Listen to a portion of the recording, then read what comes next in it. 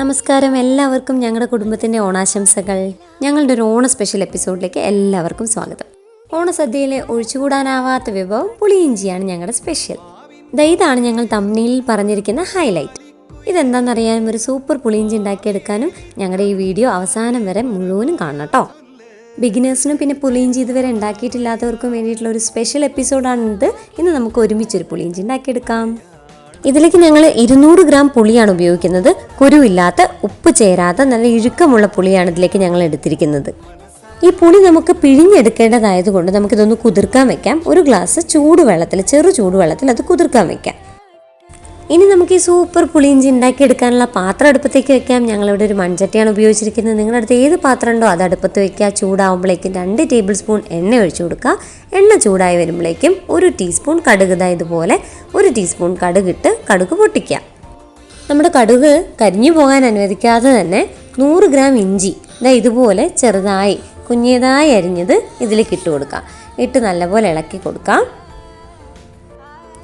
ഇനി നമുക്കിതുപോലെ നല്ല ഫ്രഷായ 6 പച്ചമുളക് ഇതുപോലെ തന്നെ നുറുക്കിയത് ഇട്ട് കൊടുക്കുക. കുറച്ച് കറിവേപ്പിലയും 4 വറ്റൽമുളക് അല്ലെങ്കിൽ ഉണക്കമുളക് ഇട്ടിട്ട് ഇത് നല്ലപോലെ എണ്ണയിൽ വഴണ്ട് വരുന്നവരെ ഇളക്കി കൊടുക്കാം.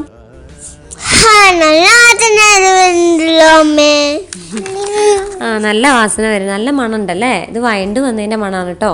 നല്ലപോലെ വഴണ്ട് വന്ന് നമ്മുടെ ഇഞ്ചി മുളക് കൂട്ടിലേക്ക് എന്താ ഈ ഒഴിച്ചു കൊടുക്കണമെന്ന് മനസ്സിലായോ? ആദ്യം തന്നെ നമ്മൾ 200 ഗ്രാം പുളി കുതിർക്കാൻ വെച്ചിട്ടുണ്ടായിരുന്നില്ലേ, അത് നമ്മൾ പിഴിഞ്ഞെടുത്ത് 1 ലിറ്ററോളം വെള്ളമാക്കിയിട്ടുണ്ട്. ആ പുളിവെള്ളമാണ് ഇതിലേക്ക് ഒഴിച്ചു കൊടുത്ത് ഇങ്ങനെ ഇളക്കി കൊടുക്കുന്നത്. ഇതിലേക്ക് ഒരു 1/4 ടീസ്പൂൺ മഞ്ഞൾപ്പൊടി ഇട്ട് കൊടുക്കുക. ഒരു പിഞ്ച് അല്ലെങ്കിൽ 1/4 ടീസ്പൂൺ മഞ്ഞൾപ്പൊടി, 1/2 ടീസ്പൂൺ മുളക് പൊടി, പിന്നെ പാകത്തിന് ഉപ്പ്. ഒരു 1/4 ടീസ്പൂൺ മുതൽ 1/2 ടീസ്പൂൺ വരെ ഉപ്പ് ഇട്ട് കൊടുക്കാവുന്നതാണ്. ചില ശർക്കരയിലൊക്കെ ഉപ്പുണ്ടാവും, അപ്പോൾ അത് നോക്കിയിട്ട് വേണം ഉപ്പ് കൊടുക്കുക. ചിലർ ഉപ്പുള്ള പുളിയാണ് ഉപയോഗിക്കുക, അപ്പോൾ അതനുസരിച്ച് വേണം ഉപ്പിട്ട് കൊടുക്കാൻ കേട്ടോ. 1/2 ടീസ്പൂൺ വരെ ഉപ്പ് ഞങ്ങൾ ഇട്ട് കൊടുത്തിട്ടുണ്ട്. എന്നിട്ട് ഇത് നന്നായി തിളയ്ക്കാൻ അനുവദിക്കുക. ഏകദേശം 15 മിനിറ്റോളം സമയം ഞങ്ങൾക്ക് എടുക്കുന്നുണ്ട് ഇത് തിളച്ച് വരാനായിട്ട് കേട്ടോ. അപ്പോൾ 15 മിനിറ്റ് കഴിഞ്ഞിരിക്കണു. ഇത് നന്നായി തിളച്ചിട്ടുണ്ട്. ഈ തിളച്ച് വന്ന ഈ കൂട്ടിലേക്ക് 300 ഗ്രാം ശർക്കര പൊടിച്ചത് ഇട്ട് കൊടുക്കുകയാണ്. ശർക്കര ചിലർ പാനിയാക്കി ഒഴിച്ച് കൊടുക്കാറുണ്ട് ഇത് ഉണ്ടാക്കുമ്പോൾ. പക്ഷെ അമ്മ ഇതുവരെ എപ്പോഴും ഇങ്ങനെ പൊടിച്ചത് തന്നെയാണ് ഇട്ട് കൊടുക്കാറ്. അപ്പോൾ ഒക്കെ പെർഫെക്റ്റ് ആയിട്ട് വരാറുണ്ട്. അപ്പോൾ ഇപ്പോഴും ഞങ്ങൾ ആ 300 ഗ്രാം ശർക്കര പൊടിച്ചത് തന്നെയാണ് ഇട്ട് കൊടുക്കുന്നത്. എന്നിട്ട് നല്ലപോലെ ഇളക്കി കൊടുക്കുക. ഇതും ഒരു 15 മിനിറ്റോളം തിളയ്ക്കാൻ അനുവദിക്കുക. നല്ലപോലെ ഇളക്കി.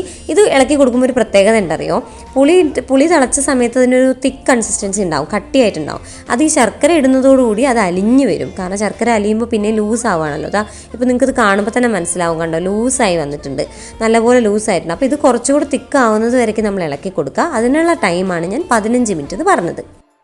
ഇതപ്പോൾ നമ്മുടെ പുളിയിഞ്ചി പാകമായി വന്നിട്ടുണ്ട്. ഈ ഒരു കൺസിസ്റ്റൻസിയാണ് നമുക്ക് വേണ്ട. സ്പൂണിൽ എടുത്തിട്ടുണ്ടെങ്കിൽ ഇങ്ങനെ ഒഴുകണം. കാരണം ഇപ്പോൾ ഇതിങ്ങനെ ഒഴുകിയാൽ ഇതിങ്ങനെ തണുത്ത് കഴിയുമ്പോൾ കറക്റ്റ് പാകത്തിന് തിക്കായി വരും. ഇപ്പോൾ ഇതൊരു നോക്കുക, ഒരു പ്ലേറ്റിലേക്ക് ഒഴിച്ചു കൊടുക്കുമ്പോൾ ഇതുപോലെ ഇതിങ്ങനെ ഒഴുകണം. എങ്കിൽ മാത്രമേ പിന്നെ ഒരു കുറച്ച് സമയം കഴിയുമ്പോൾ കറക്റ്റ് പാകമാവുള്ളൂ, ഇല്ലെങ്കിൽ കൂടുതൽ കുറുകിപ്പോവും. അപ്പോൾ നമുക്ക് നമ്മുടെ പുളിയിഞ്ചി വാങ്ങി വെക്കാം.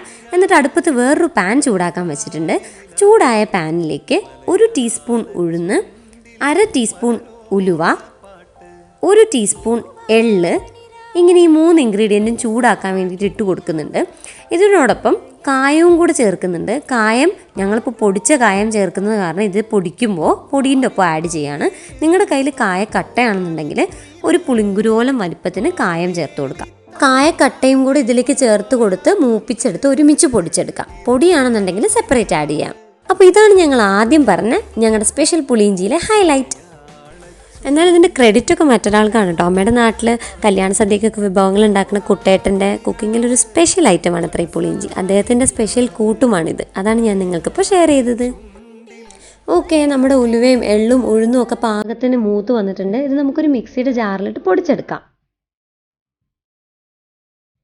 ഞാൻ പറഞ്ഞില്ല, ഞങ്ങളുടെ 4ാമത്തെ കൂട്ട് കായപ്പൊടി ഞങ്ങൾ പൊടിയായിട്ടാണ് ആഡ് ചെയ്യുന്നത്, കായക്കട്ടയല്ല. അപ്പോൾ ആ പൊടി ഞാൻ ഇപ്പോഴാണ് ചേർത്ത് കൊടുക്കുന്നത്. 1/4 ടീസ്പൂൺ കായപ്പൊടി ചേർത്ത് ആ പൊടി ഇളക്കി കൊടുക്കാം. എന്നിട്ടിത് നമുക്ക് നമ്മുടെ പുളിയിഞ്ചിയിലേക്ക് മിക്സ് ചെയ്യാം. പൊടി ഇങ്ങനെ അതിലേക്ക് വിതറി കൊടുത്ത് ഇളക്കി കൊടുക്കാം. അങ്ങനെ നമ്മുടെ പുളിയിഞ്ചി ഇവിടെ റെഡി ആയി കഴിഞ്ഞു. ഇനി വേറെ ഒന്നും ബാക്കിയില്ല. ഇനി ഇതിങ്ങനെ ടേസ്റ്റ് ചെയ്ത് നോക്കുന്നൊരു ചടങ്ങാണ് ബാക്കി. ഇപ്പം തന്നെ നാവിൽ വെള്ളം വരുന്നുണ്ട്. നമ്മുടെ പുളിയിഞ്ചി നല്ല കിടുവായി വന്നിട്ടുണ്ട് കേട്ടോ. അതെ, നല്ല സൂപ്പറായി വന്നിട്ടുണ്ട്. നീ ഒന്ന് ടേസ്റ്റ് ചെയ്ത് നോക്കട്ടെ അമ്മ. കുറച്ച് മതി കേട്ടോ, നോക്കട്ടെ. കാണാൻ നല്ല സൂപ്പറാണ്, നല്ല അടിപൊളി കൺസിസ്റ്റൻസി ഒക്കെ പ്രോപ്പറാണ്. കഴിച്ചു നോക്കാം. നല്ല കിഡുമായിട്ടുണ്ട്, സൂപ്പർ, നല്ല ടേസ്റ്റ്.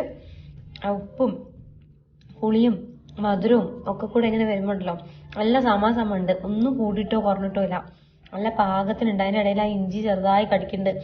ആ ഇഞ്ചിൻ്റെ ഒരു കുത്തലോ എരിവോ ഒന്നുമല്ല, അതൊരു നല്ല സൂപ്പർ ഒരു ടേസ്റ്റ് ആട്ടോ. അത് നിങ്ങൾ ഉണ്ടാക്കി കഴിച്ചു തന്നെ നോക്കണം, നല്ല രസമുണ്ട്. നിങ്ങൾ ട്രൈ ചെയ്യണം എന്താണെങ്കിലും. ഓണസദ്യയിൽ നിങ്ങളത് ഒഴിച്ചുകൂടാൻ പറ്റാത്തൊരു സാധനമാണ്, നല്ല സൂപ്പർ ടേസ്റ്റ് ആയിട്ടുണ്ട്. അപ്പൊ അമ്മ ഇത് വിഷുവിന് ഉണ്ടാക്കിയതിനേക്കാളും പൊളിച്ചിട്ടുണ്ട് കേട്ടോ ഇപ്രാവശ്യത്തെ പുളിയിഞ്ചി. അതെല്ലേ, സെറ്റപ്പ് ആയിട്ടുണ്ട്. അല്ലെങ്കിൽ അമ്മ സൂപ്പർ കുക്ക്. അപ്പൊ ഈ ഓണത്തിന് അമ്മനെ മുഴുവൻ ഉണ്ടാക്കിയാൽ മതി കേട്ടോ. അയ്യടാ. അപ്പൊ എല്ലാവർക്കും happy Onam.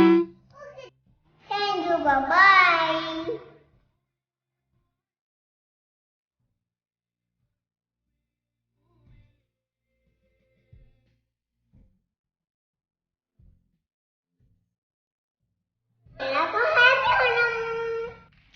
Happy Onam. Like, comment, and subscribe.